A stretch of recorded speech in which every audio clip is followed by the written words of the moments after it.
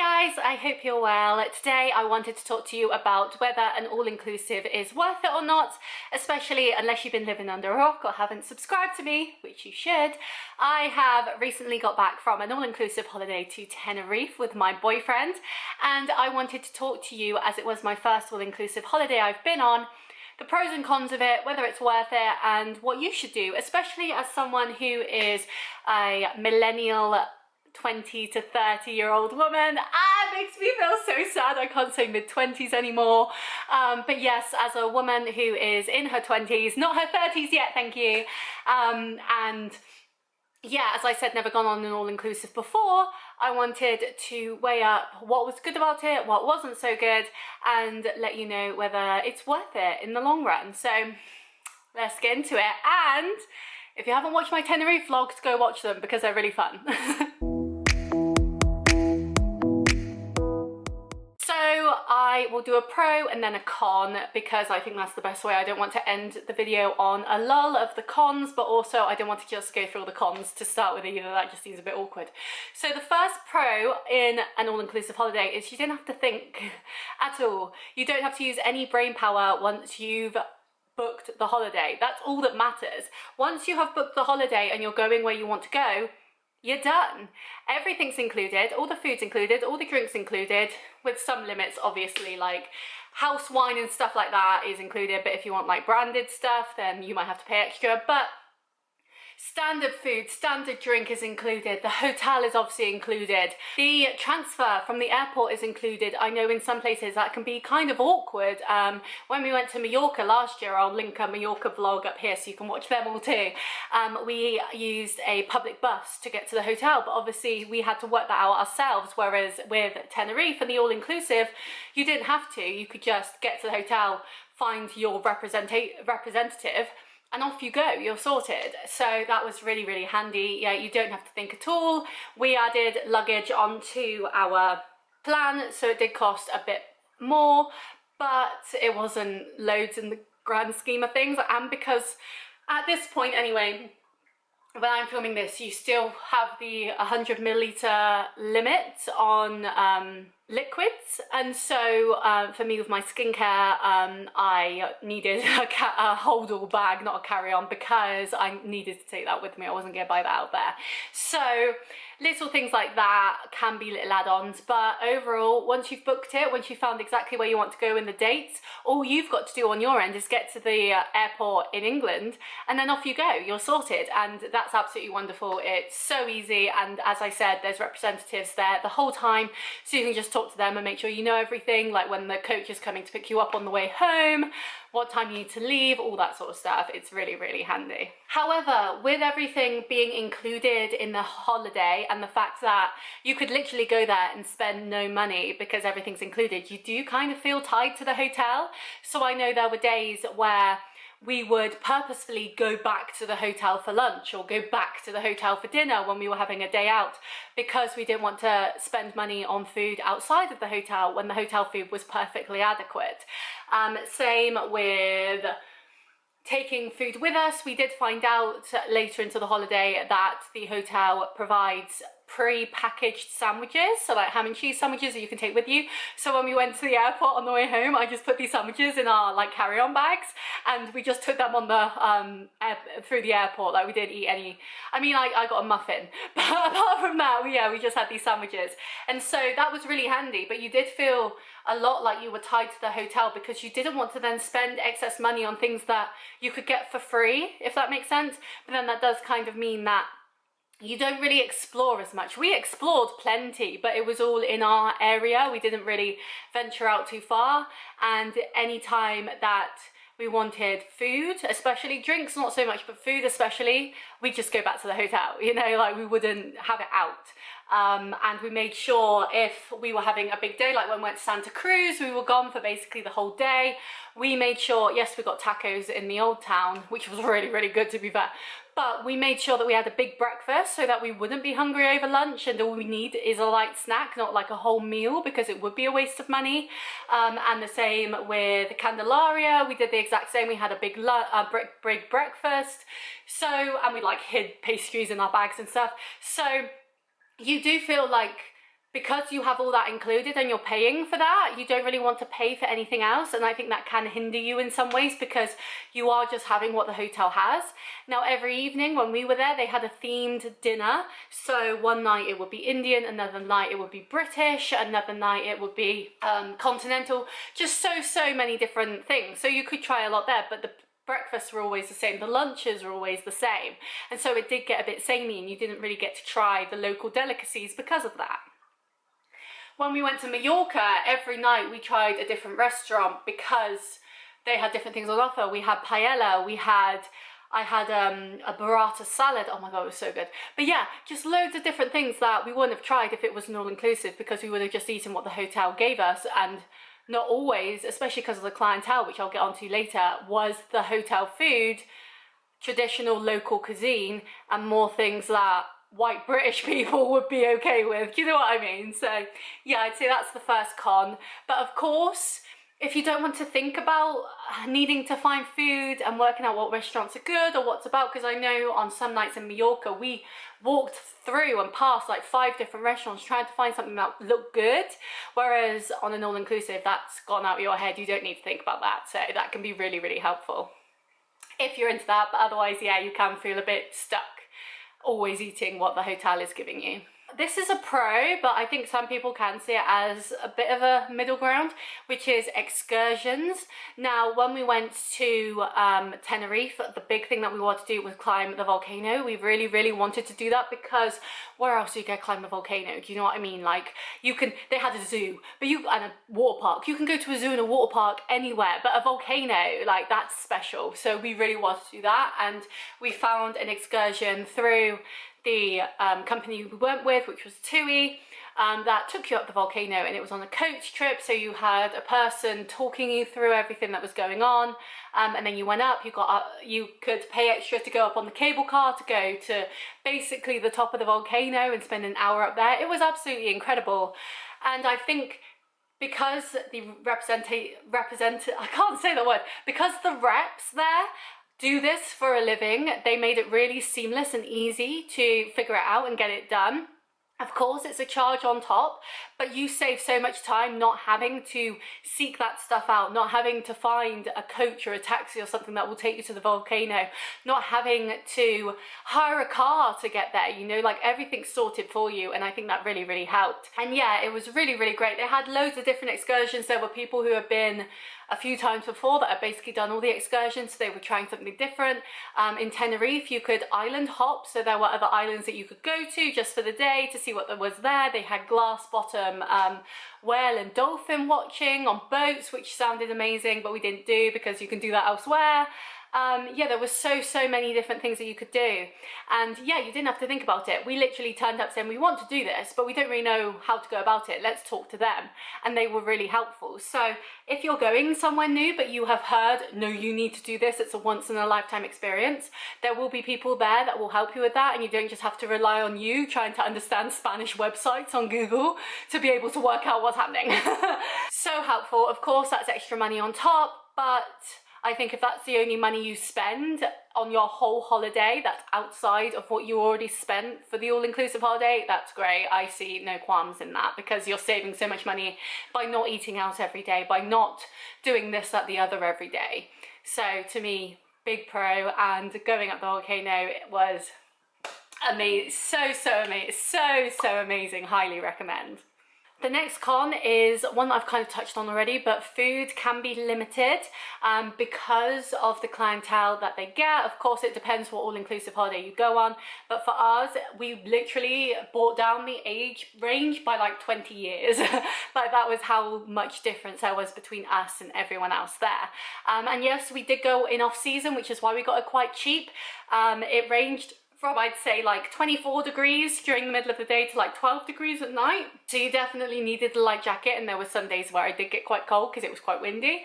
But it was amazing because it was January. You're not going to get that sort of heat in England, you know, like, I'm chill with that. I'm happy with that. So we went in off season, which meant that there weren't many families about. It was mainly retired people, older people who had that free time and that free money to spend. And a lot of the people that came regularly. They had been there before. And so the food on offer was stuff that white British people like. So the curries were not too spicy. The Mexican night was fajitas, which are easy. They would build yourself so you could have what you wanted in them. They always had pasta on offer. Like if you didn't like, there was one night they had food of the islands, which didn't really interest me that night. So I did have the pasta, but oh my God, I felt like a child. All of the desserts were very sloppy. They were tasty, of course, but they were quite soft. In the morning, you had like a full English breakfast or a few pastries, but not many, or fruit and yogurt, and that was it.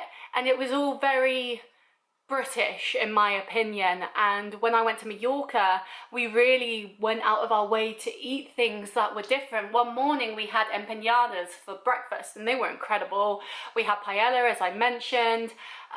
We just ate local things that were delicious and different things to what I'd normally eat. And I feel that's something for me, especially as someone who wants to travel, is I want to try different cultures and learn different things there. So if I go to France in the future, I want freshly baked baguettes and cheese and garlic and like trying all their local delicacies. If I go to Italy, the same, any country, I want to try what they have, not what we have over here.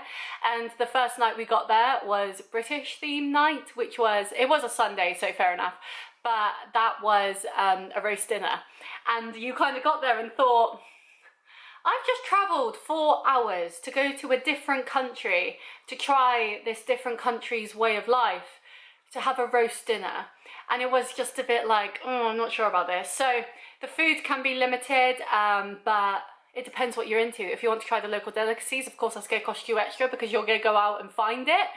But if you're happy to eat normal stuff that you'd eat every day, like chicken nuggets and chips and hot dogs, and I mean, don't get me wrong, they were delicious, but I'm on holiday. I don't want to be eating like I'm 5. I want to be eating locally sourced food that is delicious and incredible and more than what I'd normally eat. So yeah, pros and cons there, but for me, I would have liked more local stuff and less pasta and croutons. Another pro, and I kind of touched on this already with us going on off season, is you can find really, really good deals of all inclusive. So when we went to Mallorca, we easily spent, I think, about $1,000 altogether, which was flight, hotel, and like doing stuff out there. Like we spent a lot of money, whereas at the all-inclusive, I think it was £350 each. So about 700 quid altogether. And then out there we bought some snacks from a local supermarket because I want to try some local foods, which was really, really good. Their chocolate, oh my God, they do this like, you know, Biscoff spread. They do Biscoff spread in chocolate and oh my God, it's amazing. So yeah, we bought that. I got some souvenirs for people. We always get a magnet to take home, that's like our thing. So we bought that home.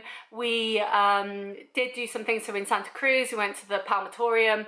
In Candelaria, we had some drinks there, like just bottled drinks and ice cream and stuff, but still that was bought out. But yeah, we probably spent way less on an all-inclusive than we did on a holiday where we had to do everything ourselves. And so yes, it may seem like a lot at the start, at the beginning of your holiday, but because it's all paid for, you actually barely spend a penny on actual holiday. So you can get really good deals. I know a lot of people talk about all-inclusives being like thousands and thousands of pounds, but for us, 2 adults, 6-day holiday, 700 quid, you can't go wrong. Yes, it was out of season, but that meant that it was quieter, it was nice, you had time to relax and chill and explore places without people screaming and running around you, because it can be a bit of a party island. The weather was nice. It wasn't boiling, but for January, it was incredible. And I got sunburnt. So what does that tell you? You know? So yeah, weigh up your pros and cons, but you can get some really good deals on all-inclusive holidays if you go off season and if you shop about a bit. And yeah, it was amazing. The hotel we stayed at was fabulous and everyone was really, really nice. So no problem there. The last con I've got is that because it was off season, because we were in the north of the island instead of the south, when the south is like the more party area, they do cater to certain types of people, as I've mentioned. And as I said, we brought down the age range quite a lot. So if you want to have parties and like live your best life and get drunk every day on free booze, then you're probably better off looking somewhere else, because, and maybe something a bit more expensive, because you're not going to get that with what we went for. We obviously didn't know the clientele when we went, but I really enjoyed it. I can't speak for my partner, of course, but I had a really, really good time. We got to explore lots of places. It was nice and warm, but not too hot.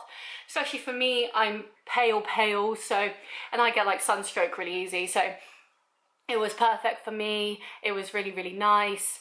The people were lovely. The food was okay. Like, it was a good time. And so I think, do your research before you go to see what sort of people go there, see what entertainment is on, what excursions they do. Just try and get a feel for where you're going. But don't be surprised if it is a load of old people and you're just like trying to have a good time, but they're all there. Like, we played cards most of the night. We kind of became one of them, you know, but it was really, really fun, so it's fine. But yeah, definitely scope it out first and see what kind of people are guests around you, especially say it's like a family hotel. Do you want screaming kids around you the whole time, or would you rather a load of old people that are much more quiet? Like, weigh it up. But yeah, I had a great time, so I'm chill. And the final pro that I have is that we found that a lot of the people that went on this holiday had gone before. They were seasoned regulars, and it was really nice to be able to talk to them, people who weren't trying to sell us stuff, about what's good, what's not, what we should do, what we shouldn't, all that sort of stuff. And they're really easy to find. A lot of the people that we spoke to were very chatty, because once they knew you were English and could understand you, they would chew your ear off. It was quite fun. But yeah, there's lots of friendly people there, at least where I went. So definitely speak to some people if you feel comfortable and see what they think, especially if they've been before, and just get a feel for what's really going on and what you can get out of your holiday, especially if it's for free.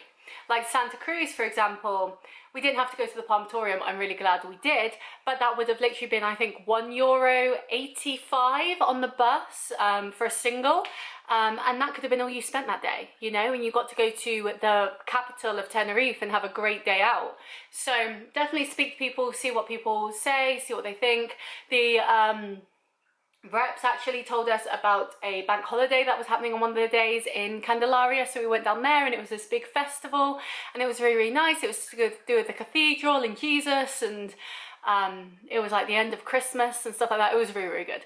So yeah, definitely ask about and see what other people know as well, because with these all-inclusive holidays, because if people have the money, they don't want to think. They want to use their time wisely, so they will chuck money at something to make things happen. And so they will go back and do it again. And so definitely ask them what they enjoy, what they wouldn't do again, what's worth it, what's not, and really build up that idea so that you can have the best holiday that you can have based on other people's thoughts and advice. You know, it's free, so make the most of it. But yes, for me, would I go on an all-inclusive again?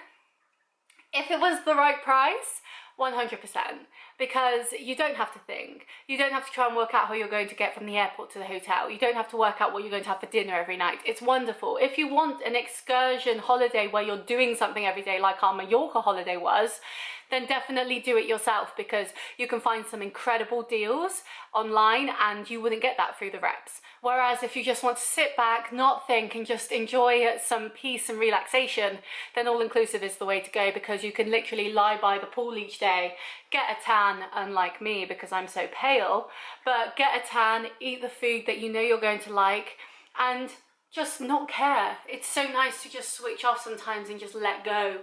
So it really depends what you want out of your holiday, but for me, if I'm looking for relaxation and just time to not think, all-inclusive is the way to go. Whereas if I want to do a bit more of my time and I want to make the most of my money, then I definitely do it on my own and go like, I don't know, flights and hotel only, or bed and breakfast or something. But yeah, it's all up to you, but this is what I thought. All-inclusives are fabulous if you get a good deal, and there are definitely good deals out there, so make the most of it. And travel. I didn't have a passport since well, my passport ran out in 2012. Before I went to Mallorca last year, I hadn't gone on holiday since 2009, and I thought, no, I'm just a homebody, like, you know, like I don't want to travel here and everywhere, I just want to stay home. But since I've been traveling, I love it, and I've already got more holidays planned this year, which I'm so excited about. So Make sure you stick around for them because they'll all be vlogged, of course, and I really enjoy my holiday vlogs because they're short, they're sweet, they're very concise, and they're easily digestible, so you'll enjoy them too. But yes, I hope you enjoyed this video. Please let me know if you've been on an all-inclusive holiday and what you thought of it, and I will see you next time. Bye!